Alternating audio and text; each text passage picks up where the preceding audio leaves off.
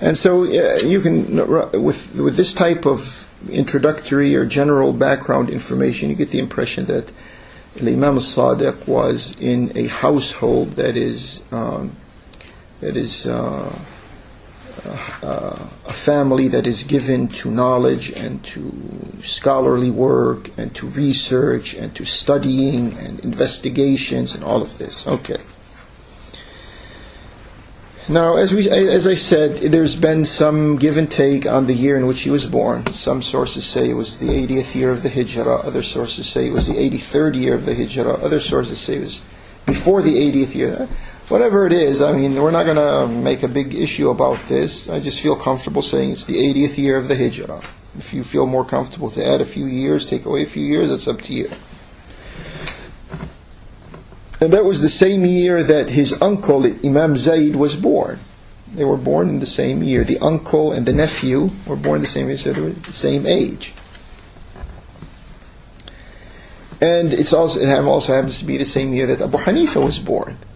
The 80th year of the Hijrah. Seems like this is the year in which fuqaha were coming into existence here.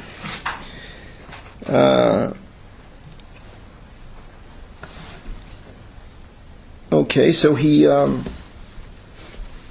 grandfather was a scholar, a alim, an imam. His father was a scholar, a alim, and an imam.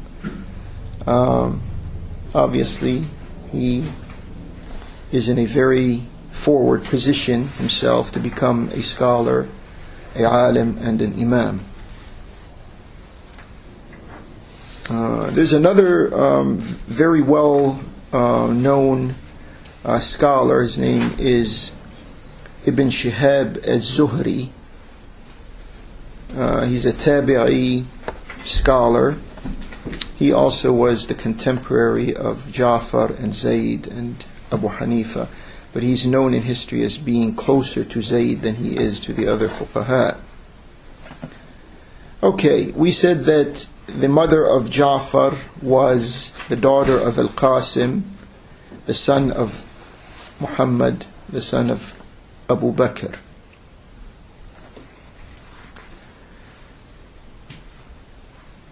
Now, another piece of information that falls through the cracks of history and is not in the immediate memory recall of the average Muslim is that Al Qasim,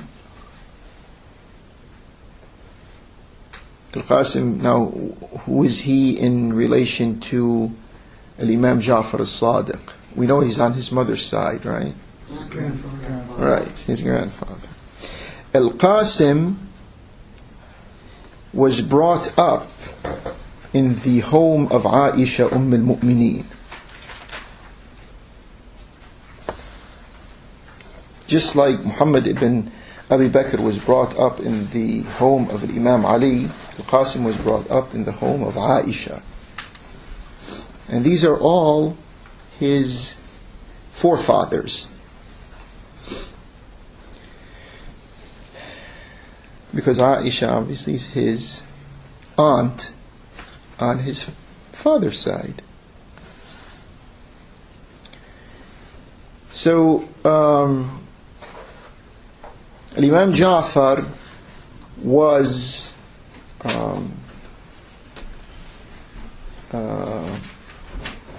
in his teens and 20s when he met with his grandfather on his mother's side. So he had a close relationship. I have to say this because the way history comes down to us today is as if Imam Jafar belongs to one lineage and doesn't belong to another lineage, and he belongs to both. And we have to be fair about this. Okay. His grandfather Al-Qasim died in the year 108, which is 5 or 6 years before his father died. And Al-Qasim was known to have been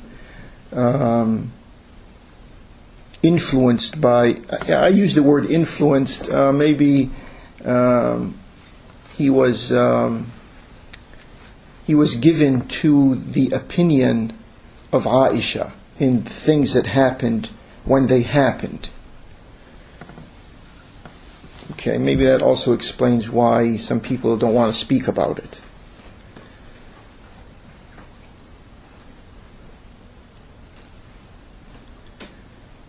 Okay.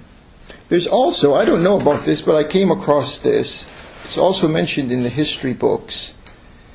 I'm just saying this, and I'm not going to tell you this is the absolute truth, or I'm not going to also deny it, but I'm just bringing it to your attention that Imam Ali married, after Abu Bakr died, married Abu Bakr's wife. Which, if true and correct, would also indicate that there wasn't the type of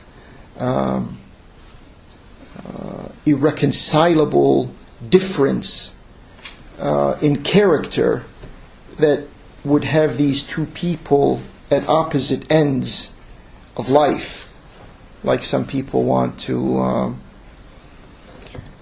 us to believe. Okay. And Al Qasim here, once again, on Imam Al Sadiq's mother's side, was a very learned person. He wasn't a simple person. He had his fiqh, he had his opinions, and he had the knowledge of the hadith and the Quran, etc. When Imam Al Baqir passed on, his son, Imam Al Sadiq, was about 34, 35 years old.